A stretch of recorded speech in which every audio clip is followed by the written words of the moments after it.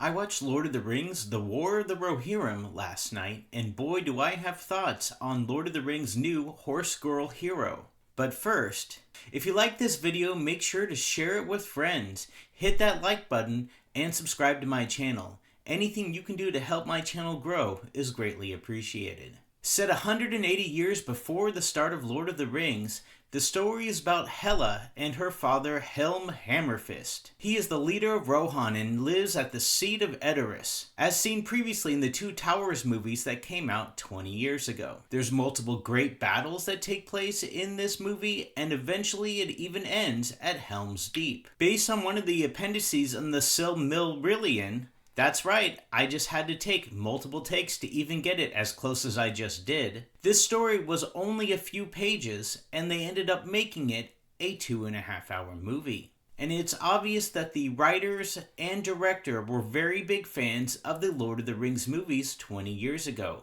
Everything looks straight out of those. They added the designs from those old movies, they added extra characters from those old movies, and they even had multiple references that were probably unneeded with the original story. There was even a forced One Ring reference that was probably completely unnecessary. There were multiple times when I was watching this film where I felt like the things that they were talking about were kind of forced and really just padding the runtime. Now, I'm not wanting to be completely negative about the movie. Frankly, a lot of the battle scenes were truly awesome. Though one of the major problems throughout the movie is it just felt like an animated version of the Two Towers. Multiple scenes were essentially mirroring what would happen to the descendants 180 years later. And I felt like they could slim it down. It didn't have to be 2 hours and 15 minutes long. They could have had a much more concise movie in about an hour and a half, maybe hour and 45 minutes. The movie just felt like it mirrored the Two Towers a little bit too much.